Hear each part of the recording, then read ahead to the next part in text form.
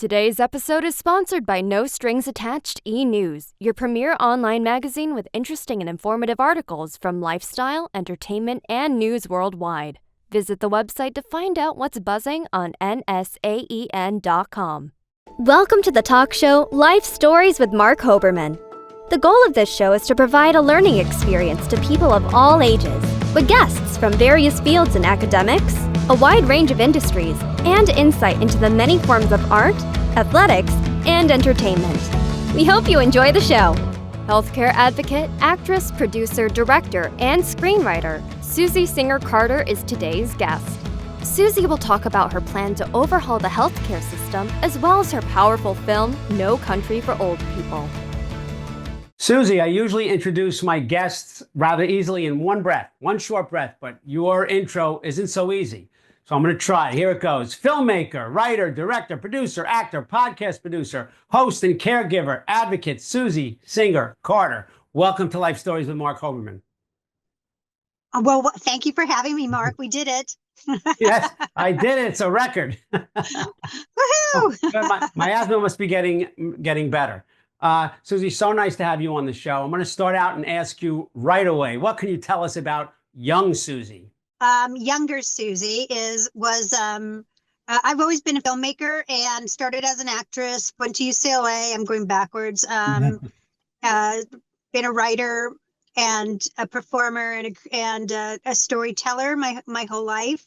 And here I am continuing to do that, doing film and TV and stories that impact, hopefully, whether it's making you smile or laugh or, change your mind, that's good too.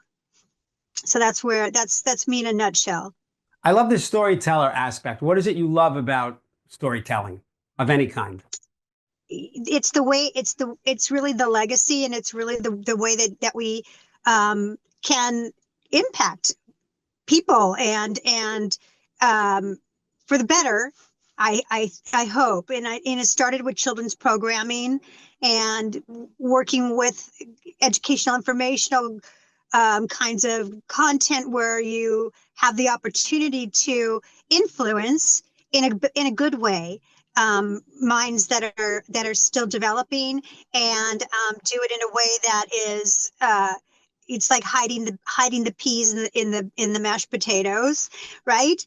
And things don't change. You still have to hide the peas in the mashed potatoes for adults. Mm-hmm. And right? And because if it's not entertaining, or if it doesn't touch the heart or the funny bone or something emotional, you're not going to reach people. You're not going to connect. It's not going to resonate. So what I learned early on as a content creator was to, touch the human side of people, whatever way you can.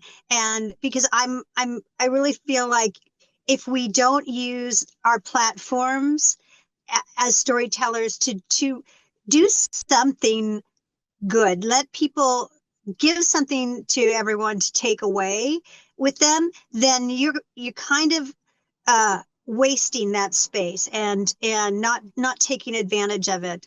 And I think that's been my purpose always, is to do that. And that just makes me happy when someone tells me, when I get feedback on something, whether it was my children's programming, whatever, that, what this, we just love this because it made us think about this, or you gave us this great, opportunity to connect with our children, or an opportunity to connect with my grandma, right? So it can go both ways. And so I love that. Well, you're certainly the poster child for Carpe Diem, seize the day, because you are a great storyteller, but it's not just the one specific age group necessarily. So why don't you tell me a little bit about your work with young people? Well, when I started out, because I had two little girls, and I love girls, and I was trying to really promote girl empowerment, and my company's name Go Girl Media, Mhm. and I was always a go girl myself, and I call myself a feminine feminist, and so I didn't want to, I'm a cisgender, girl who loves her fashion, and so and being a girl, and I lean very much into it, but I also found that there was an unconscious bias about that. If you were a feminine blonde-haired woman and you are trying to make your way through this world, that there's a huge, boulder on your shoulder, and people underestimate you. And I wanted to bop that on the head, because why do I have to take on a different persona in order to prove that I am talented or worthy, or so I started trying to promote female protagonists in the children's space. And I remember writing all these projects for girls, and I would get, oh, this is such a great project, can you make the lead a boy?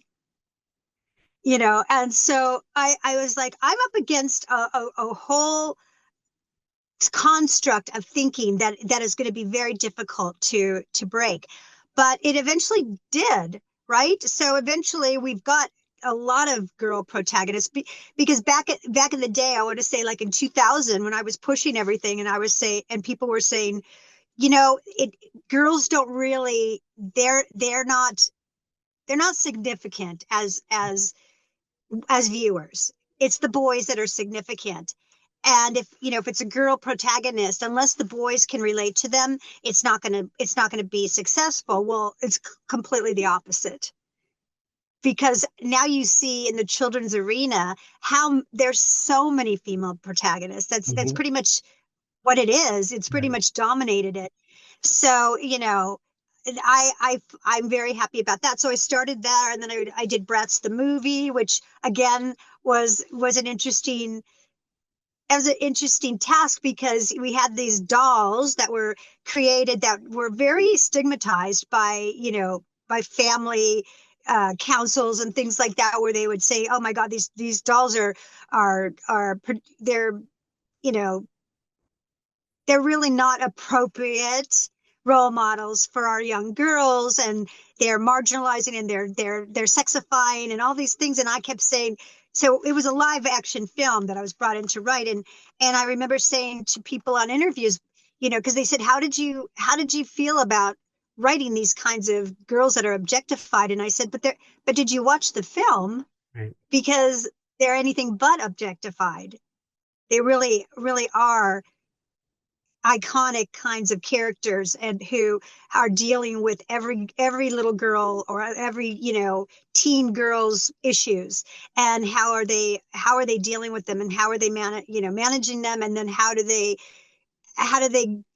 get to a great conclusion that pushes them along in their development. So that was such a great challenge for me, and I love that, because I there's nothing better than having a tribe that you can rely on. And I wanted to promote that, because girls have, historically, there's been such judgment on other women from women. Absolutely. So I wanted to bop that on the head too, because I think that, and it still exists to a certain extent today. And so I think that that's always been one of my goals, is to, really take, really pull the curtain back on that issue, because that is an issue, and acknowledge that women really do need to be like a boys' club. We need a girls' club.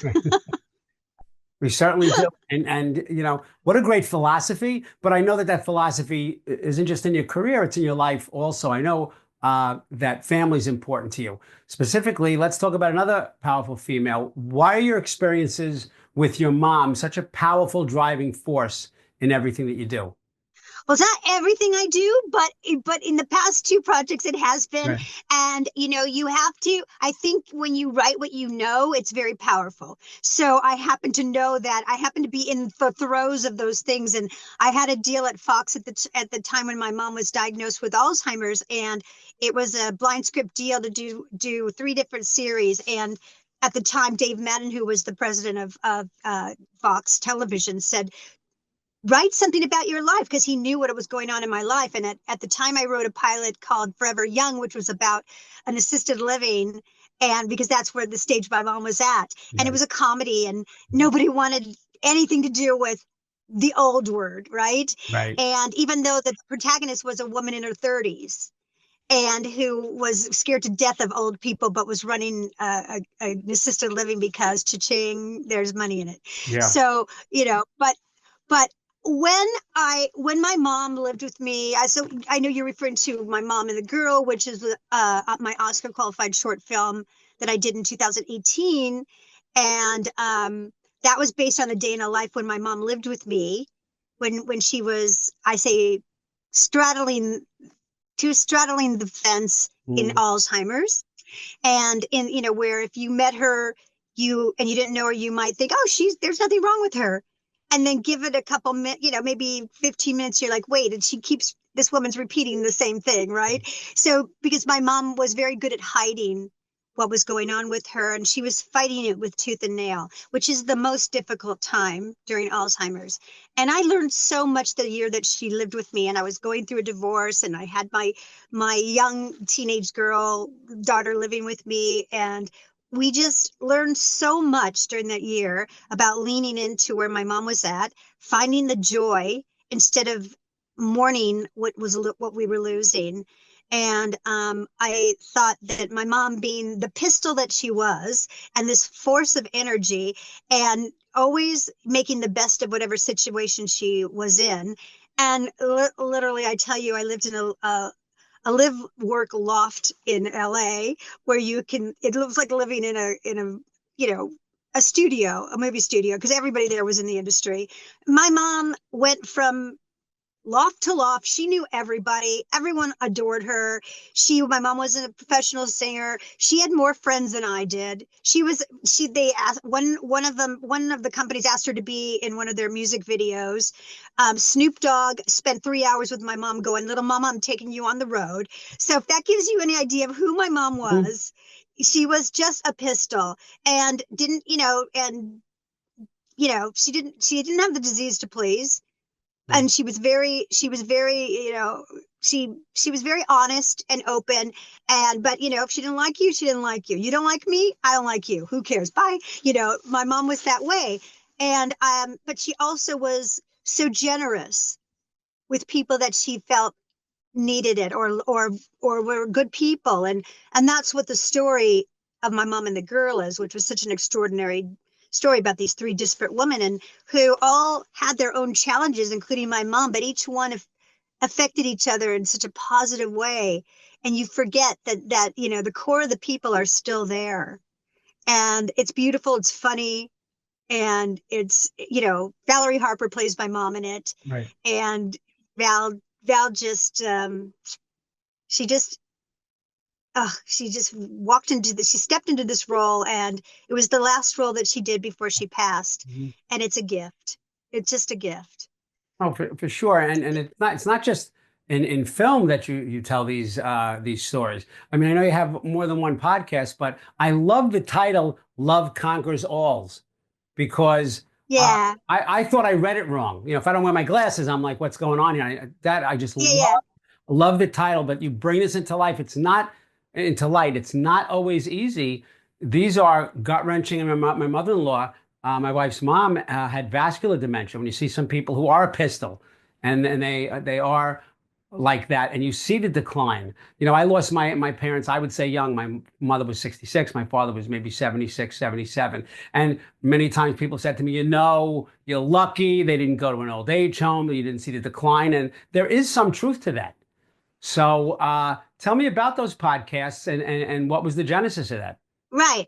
Well, thank you so much for their kind words. Love Conquers Alls was really just an extension of My Mom and the Girl, because what we found, my partner and I that co-produced it with me, Don Priest, we found I got so many letters and so many people at the screenings because we went to Cannes, we went all around the world with this film, and it was, we were really so blown away by the response, and that I felt like, we really started a conversation that was different than what I had heard before. So I wanted to continue the conversation with people who were caregivers, with people who were facing the same thing I was facing. I didn't know a thing about Alzheimer's when my mom was diagnosed, but I was damn sure I was going to cure it. I thought, no one else has done it, Mom, but I got you. And you have these delusions of grandeur until you realize that this beast is way stronger than you. And you're going to have to figure out how to navigate this in a different way. And you better make it good, because it can be a very long disease and a very, very long exit. My mom's was very long. It was 16 years and very slow. So it's like, every time you think, oh, she's peaked, and then comes another stage. And how do we embrace that?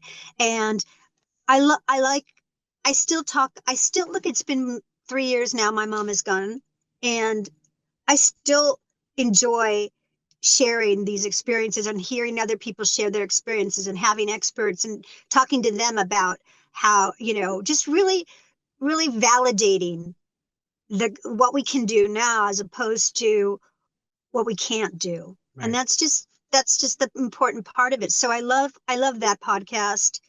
I love what we're doing with it, and it makes me very happy. So thank you. Well, it should. I mean, and telling these stories is what keeps them alive, for generations, hopefully, when we tell these stories about our loved ones. But unfortunately, there are some not so nice aspects of this. We often see and hear horror stories about neglect in the healthcare industry. So how does your new documentary, No Country for Old People, bring that neglect to light? Right. So 3 years ago, when my mom was in a 5-star facility here in Los Angeles, where I thought that she was well taken care of. It was still in the midst of COVID. We were only able to Zoom like you and I are doing, and with someone with Alzheimer's once a week. It's so unproductive, right, and very frustrating for both sides, right? And every week that went by, I would see my mother's entire being diminish and get worse, and there was less and less of her. I saw her just fading away, and I noticed that, and our standing appointment on Zoom was at 3:00 in the afternoon once a week, and at 3:00 it started to notice that my mom is in bed, and she wasn't bedridden. She was in a wheelchair but not bedridden. My mom's in bed. She's not dressed. She's not responding like she had before.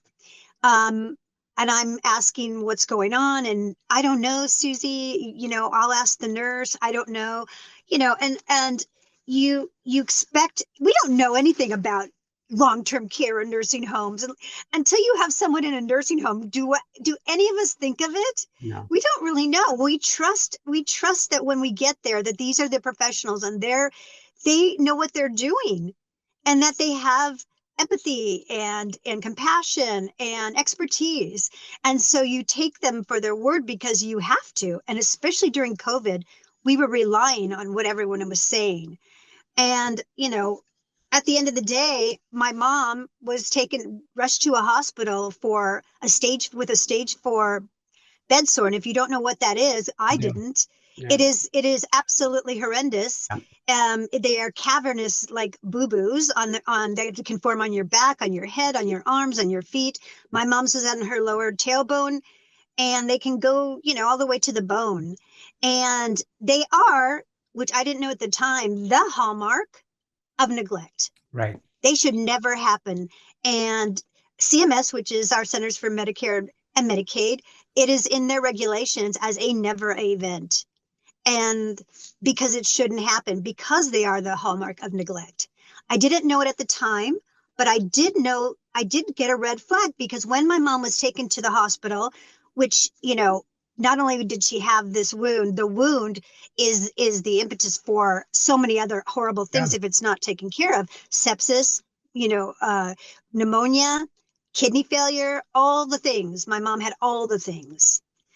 And I didn't know, but I did know that when the head nurse from the hospital called me to say my mom was admitted, she made it very clear that she was admitted with this wound, with this pressure wound. Mm-hmm. When I called my mother's facility and said, how come I wasn't told that she had a pressure wound? And they said, oh, it didn't happen here.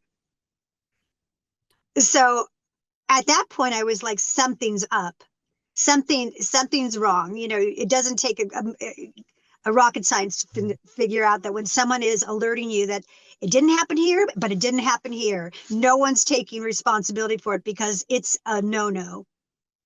So at the time, speaking about Love Conquers All, my podcast, I had just finished watching a miniseries on Hulu called Dope Sick. I don't know if you saw it. It was with Michael Keaton and Peter Sarsgaard. It was about the opioid crisis when these two prosecutors went up against the Sackler family for OxyContin. So I watched it, and in the last episode, the two prosecutors were talking about their next case, which was another big pharma case, and it was Abbott Labs for off-marketing Depakote to nursing homes. And I was like, oh my God, that my mom was on Depakote. That's what put her in a wheelchair. That's what made her incontinent. That's what ruined the last 8 years of her life. And it turns out that these are the kinds of drugs that are given to people in nursing homes to mentally restrain them, chemically restrain them. And it's done all the time. So if you ever go into a nursing home and you see people in wheelchairs, like they're zombies, it's because they're chemically treated. It's easier. So I invited the real person that Peter Sarsgaard played onto my podcast, which was Rick Moncastle. And Rick Moncastle is now my partner on this documentary. He was just retiring. I found out when I was interviewing him, I found out that he had prosecuted nursing homes for over 2 decades for fraud, neglect, and abuse, and said, no, even if he won his cases, he never saw any change. And he was the first one to tell me that I was up against a systemic crisis. This wasn't just my mom. This wasn't my mother's story. This was everybody's story. And that the standard of care is low, and that's the standard. And so I decided when my mom passed away and I couldn't save her, and it was one thing after another, which you'll see when you watch the documentary, that I literally thought, am I going crazy? Because how are all these bad things happening? And then now that I've done the documentary, it happens to everybody. Yeah. It's everything I've said in my documentary. I am so not unique. My mother sadly was so not unique. And, and it all boils down to follow the money. It all boils down to, people, we have ageism and ableism in our society that sets up these investors who have now sort of taken over our long-term care industry and are making hand over fist billions of dollars by siphoning money, tunneling money out of our facilities that are supposed to be taking care of our most vulnerable. And they're using our federal funds to buy their houses, buy their jet planes, and so on and so on. And they're getting away with it because they're protected through corporate veils, and it's all set up. And it looks very much, if you listen to many of our experts, like criminal enterprise. They're washing money in related parties. They own all these companies that service the facilities, and then they raise their prices, and they keep all the facilities, and this is across the nation, chronically understaffed, because that's their biggest expense. And so even when Biden was trying to pass, the Build Back Better bill, we had the nursing home lobby, which is if you don't know that they have one, they do. And it is an extremely powerful lobby that is in place, has been in place for decades, and are very, very good, very adept at keeping the status quo just like it is. They are very wealthy. They fund campaigns for our politicians. They have seats in our legislature, and they've embedded themselves everywhere. So it's very difficult to have transparency to actually indict any of these facility owners. So what happens is, if there is issues like what would happen with my mom, all you can go after is the actual facility. Well, the facility really isn't to blame. They're set up to be like that. Right. They can't do anything else. And so your frontline providers are as much a victim as the residents. So it's a very bad cycle that has to change. Otherwise, it's been going on for 50 years. And if we don't change it now, it's just going to continue and exasperate exponentially. Oh, for sure. Because our elder society, is like, and we already have the biggest demographic of this age range of, over 65, and it's growing because of the baby boomers. And so it's just not the infrastructure that we need to take care of everybody, let alone take care of everybody with a quality that they deserve. Oh, absolutely. And to be honest, I mean, I applaud your efforts and what you've done. I wish you didn't have to. I know you wish you didn't have to. I wish it were a work of fiction, and it's not. It is tragic, but to bring it to light it is something you have to do. And I'm so thankful, and so many people are going to be so thankful that you did. So time has flown by. Susie Singer-Carter, thank you for joining us today and sharing your passion and purpose to make the world a better place, especially for the elderly. To the viewers, I hope that Susie's story helped you realize that in order for great change to take place, and we have to make this change, we have to be part of that change. Susie, thank you so much for being a guest today. I really thank you so much. And please send everybody to our website so they can join our movement. Just tell me the website one more time here. It's nocountryforoldpeople.com, and you can join our movement called ROAR, which is Respect, Oversight, Advocacy, and Reform.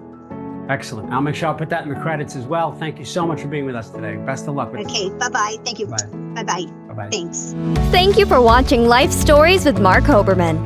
To contact Marc, email him at info@lifestorieswithmarchoberman.com or visit him on social media through Facebook, Twitter, Instagram, TikTok, and LinkedIn. Thank you for watching Life Stories with Marc Hoberman.